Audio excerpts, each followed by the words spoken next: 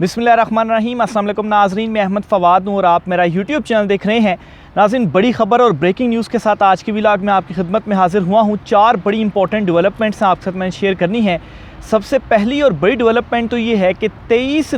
जो हुकूमती अरकान हैं मखसूस नशिस्तों वाले, वो फारिग हो गए हैं, उन्हें मुअत्तल कर दिया गया है। सुप्रीम कोर्ट ऑफ पाकिस्तान की जानिब से मखसूस नशिस्तों के मामले के ऊपर अहम तरीन और बड़ा जो हुक्म है वो सामने आया है। तफसीलात जो है एक तो ये आपके साथ मैंने शेयर करनी है। दूसरे नंबर पर नाज़रीन, ये मखसूस नशिस्तों वाले मामले पर फ़ैसला आने के बाद चीफ़ जस्टिस कादी फ़ैज़ ईसा साहब जो हैं वो ख़ासे गुस्से में हैं। इसकी रीज़न क्या है ये भी आपके साथ मैंने शेयर करनी है। और Sikandar Sultan Raja chief election commissioner का जो दोहरा किरदार रहा है, इनके पीटीआई की तरफ उनका मामला और था और दूसरी जमातों की तरफ उनका मामला और था। इस मामले को आज जस्टिस अत्तर मिनल्ला साहब ने इस मखसूस नशिस्तों वाले केस में ही एक्सपोज किया है और परखच्चे उड़ाकर रख दिए हैं। जस्टिस अत्तर मिनल्ला साहब की जानिब से क्या आज कहा गया, इस पर भी चीज़ें आपके साथ मैं शेयर करूँगा। और आखिर में नाज़रीन, जस्टिस मंसूर अली शाह साहब की जानिब से जो कि इस बेंच की सरबराही कर रहे थे, उन्होंने फ़ैसला मुअत्तल करने के बाद समाअत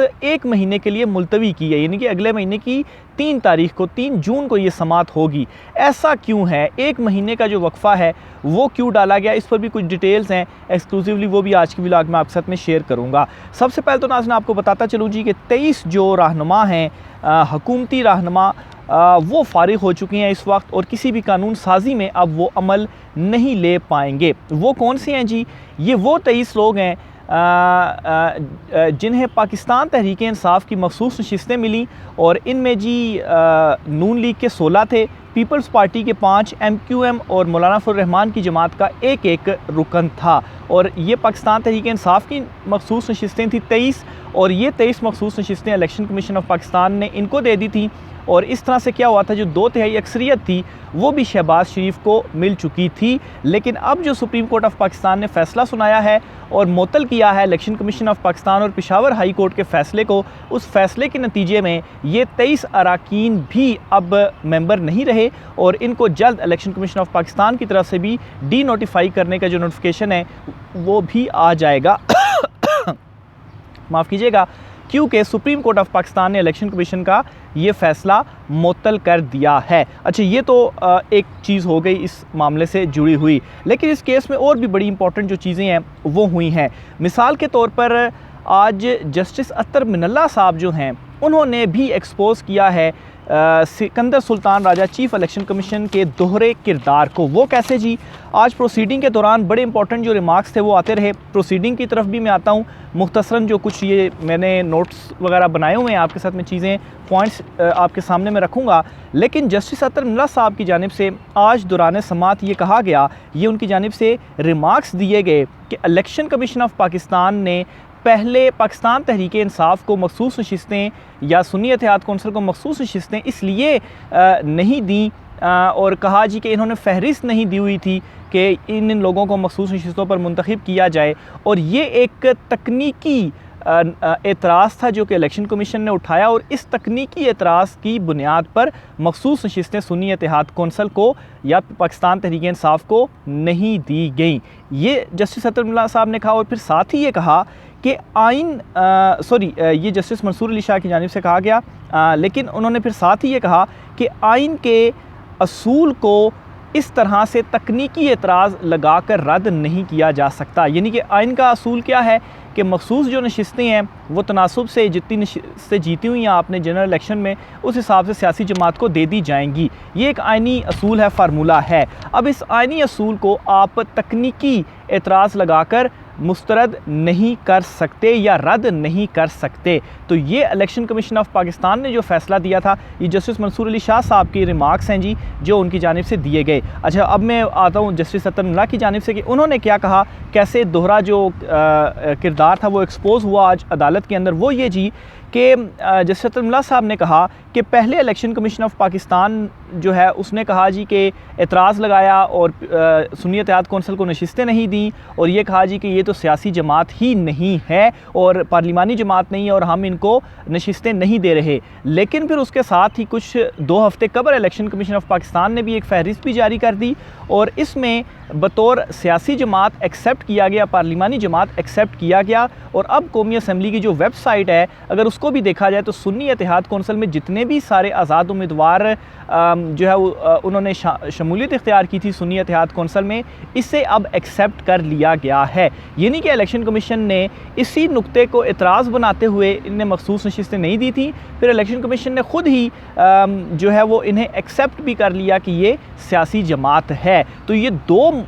एक ही केस में 2 फैसले और दोनों मुख्तलिफ फैसले और चीफ जस्टिस अतुल्ला साहब ने कहा कि ये कंट्रडिक्ट कर रहे हैं, यानी कि मुताबिकत नहीं रखते हैं। इलेक्शन कमीशन ऑफ पाकिस्तान के एक ही मामले में 2 मुख्तलिफ फैसले उन्होंने कैसे दिए। तो ये बड़ा सवाल था Sikandar Sultan Raja chief election commissioner के ऊपर। और यहाँ पर एक मरतबा फिर से सिकंदर सुल्तान राजा साहब का जो एक किरदार रहा है मुबैना तौर पर और जिस तरह से पाकिस्तान तहरीक इंसाफ के अपोजिट ही अभी तक उनके जो फैसले सारे सामने आए हैं वो गए हैं, तो ये आज अदालत के अंदर इस चीज़ को जस्टिस अतुल्ला साहब ने हाईलाइट भी किया और एक किस्म का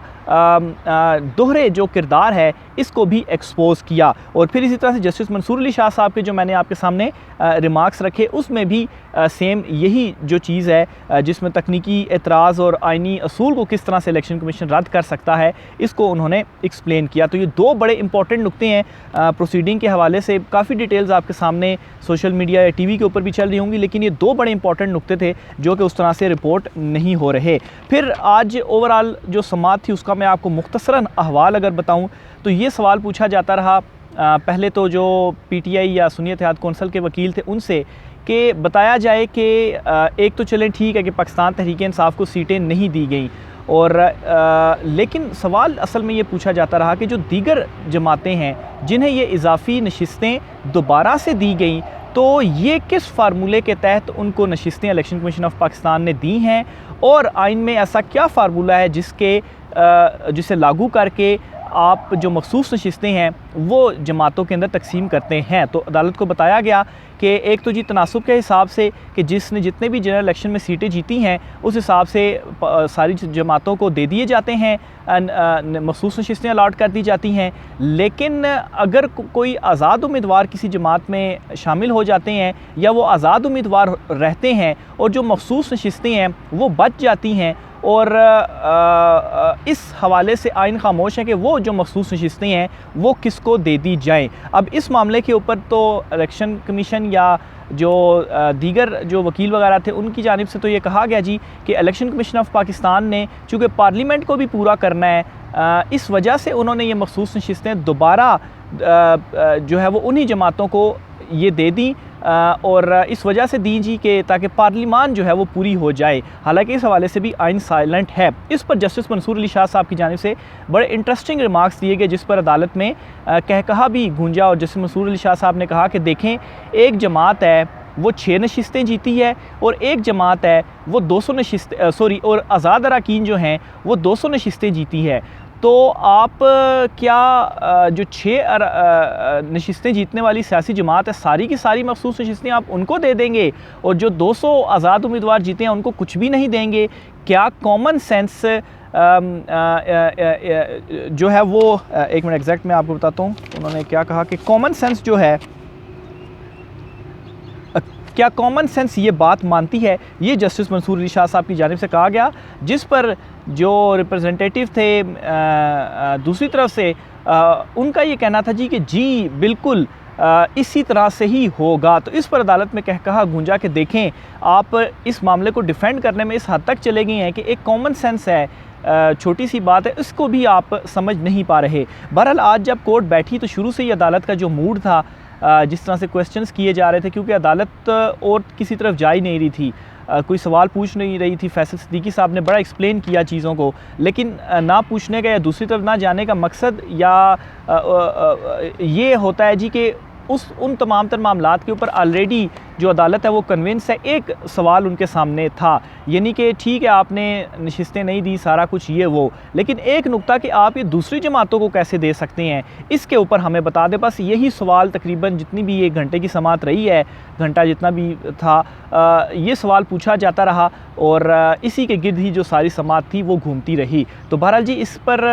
नहीं मुतमईन कर पाए, इसलिए अब अदालत ने यह किया जी कि मुअत्तल कर दिया इलेक्शन कमीशन ऑफ पाकिस्तान का फ़ैसला, और वो जो तमाम अरकान थे अब वो भी कोई आइन साजी कानून साजी में नहीं हिस्सा ले पाएंगे, यानी कि 2/3 अक्सरियत अब शहबाज हुकूमत की नहीं रही। लेकिन यहाँ पर एक चीज़ है कि ऑलरेडी जो चीज़ें हो चुकी हैं, यानी कि सेनेट की जो इलेक्शंस हैं और जो सदर का इलेक्शन है, क्योंकि इन मखसूस नशिस्तों पर आने वाले जो लोग थे उन्होंने भी उसमें वोट डाला था, तो उसको भी अदालत की जानिब से नहीं छेड़ा गया। उन मामलात को बाद में देखा जाएगा, और इस पर चूँकि शुरू में एतराज़ कर दिया गया था बेंच पर कि लार्जर बेंच बनाया जाना चाहिए, तो इसलिए मामला कमेटी को दोबारा भेज दिया गया जी कि आप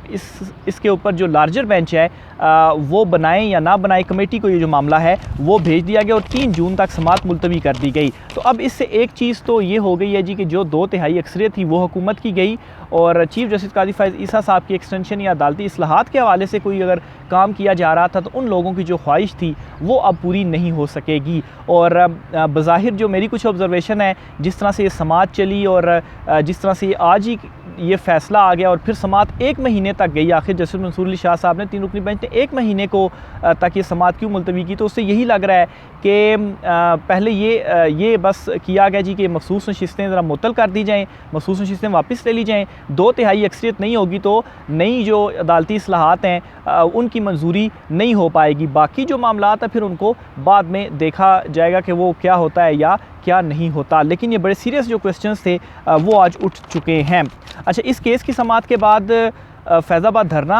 का जो केस था, जिसमें वो रिपोर्ट भी आज सबमिट हुई है और उसमें जनरल फैज़ हमीद साहब को क्लीन चिट दी गई है और कहा गया है जी कि जो नज़रसानी की दरख्वास्तें थी ये भी जो है वो इत्तफाक था, और काजी साहब की जानिब से तो बड़ा इनडायरेक्टली इस तरह से चीज़ें करने की कोशिश की गई कि जनरल फैज़ हमीद साहब रिस्पॉन्सिबल हैं या उनके हवाले से कुछ मामला सामने आए। तो बहरहाल जी इस केस की समात थी, और ये एग्जैक्टली जैसा ही ये केस ख़त्म हुआ है तो उसके बाद मखसूस नशिस्तों वाला ख़त्म हुआ है तो चीफ़ जस्टिस काजी फ़ैज़ ईसा की सरबराही में फैज़ाबाद धरना केस का आगाज़ हुआ, और चीफ़ जस्टिस काजी फ़ैज़ ईसा साहब ने इस रिपोर्ट को मुस्तरद किया है और अच्छा खासा गुस्से में दिखाई दिए हैं इस केस फैज़ाबाद धरना केस में चीफ़ जस्टिस काजी फ़ैज़ ईसा साहब। वैसे तो पहले सुबह ये दोनों सेम टाइम पर ही केसेस शुरू होने थे, क्योंकि 2 मुख्तलिफ बेंच थे, एक चीफ़ जस्टिस काजी फ़ैज़ ईसा की सरबराही में केस था और एक जस्टिस मंसूर अली शाह की सरबराही में केस था। लेकिन अटॉर्नी जनरल साहब इधर थे, तो पहले फैज़ाबाद धरने केस को फिर थोड़ा सा आगे किया गया कि बाद में इसको देखेंगे, आखिर में हम सुनेंगे, और फिर कहा गया जी कि मखसूस नशिस्तों वाला केस चल रहा है तो मज़ीद इसको बाद में सुना जाए। तो फिर जैसा मखसूस नशिस्तों वाला ख़त्म हुआ तो उसके बाद ये जो केस है वो सुनना शुरू किया। लेकिन एक चीज़ मैं आपको बताता चलूँ कि काजी साहब जो हैं वो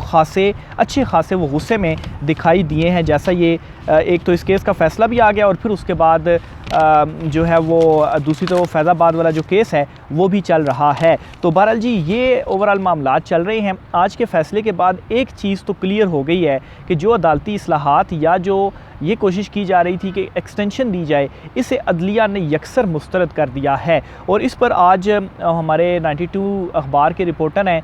ग़ुलाम नबी यूसुफ ज़ई साहब, उनसे मेरी गुफ्तगू हो रही थी तो कुछ डिटेल्स उन्होंने भी बड़ी ज़बरदस्त इन्फॉर्मेशन मुझे दी है कि ये जो एक्सटेंशन वाला मामला था ये पहली मरतबा नहीं खुला। जो जनरल मुशर्रफ थे जब उन्होंने मार्शल लॉ लगाया था तो अपने मार्शल लॉ के टाइम पर जो एक उन्होंने LFO लेकर आए थे उसमें भी जो आइन था उसमें कुछ तब्दीलियाँ हुई थी, और उसमें एक तब्दीली ये भी हुई थी कि जो चीफ़ जस्टिस है उसकी उम्र की हद 65 से करके उन्होंने 68 कर दी थी। यानी कि उस वक्त भी 3 साल की जो एक्सटेंशन थी अदलिया में या इस तरह की इस्लाहात लाने की जो कोशिश थी उस वक्त भी हुई थी। लेकिन उस मार्शल लॉ के दौर में भी जो अदलिया थी, अदलिया के अंदर से इतना ज़्यादा रेजिस्ट आया, और उस वक्त के जो चीफ़ जस्टिस थे वो फिर उन्होंने ये जो तरमीम थी इसको एक्सेप्ट नहीं किया था और अपने टाइम पे ही रिटायर हो गए थे। ये नहीं हुआ था कि 3 साल की जो एक्सटेंशन है उन्होंने ली हो। तो बहरहाल अगर जनरल मुशर्रफ जो हैं अपने मार्शल लॉ के दौर में, डिक्टेटरशिप के दौर में अदलिया के अंदर से इस मामले के ऊपर इतना रेजिस्टेंस आया कि उस वक्त ये काम नहीं हो सका, तो आज की जो सूरत हाल है मेरे ख़्याल से इसमें किस तरह से फिर जैसे अदलिया की जानिब से स्टैंड लिया गया, तो इसमें भी ये जो एक्सटेंशन का मैटर था वो अगर उस वक्त इम्प्लीमेंट नहीं हो पाया तो आज भी इम्प्लीमेंट नहीं हो पाएगा। और जो रेजिस्टेंस या जो रिएक्शन आया ये उसी रिएक्शन का नतीजा है कि देखें काजी साहब इस बेंच में भी नहीं बैठे और फिर जस्टिस मंसूर अली शाह साहब ने सिर्फ इस हद तक ही फैसला दिया कि मखसूस नशिस्तें उनकी ख़त्म हो गई, 2/3 अक्सरियत नहीं है तो अब वो कानून आइन साजी आइनी तरमीम नहीं कर पाएंगे। बाकी देखें अगर मखसूस नशिस्तें मुअत्तल की हैं तो फिर सेनेट का इलेक्शन या सदारती इंतखाबात इनके ऊपर भी तो सवाल उठ गए हैं कि वो भी तो इन्हीं के वोटों से ही फिर आगे आए थे, तो फिर उनके वोट भी वापस होने चाहिए। तो बहरहाल इस हद तक मामला लार्जर बेंच देखें बनता है नहीं बनता वो देखेगा, लेकिन ये जो अदलिया के अंदर से रेजिस्टेंस आया है मेरे ख्याल से इस रेजिस्टेंस की वजह से ये जो इस्लाहात हैं या जो एक्सटेंशन है वो रुकी है। राय का इज़हार कीजिएगा, इजाज़त दीजिए, अल्लाह हाफ़िज़।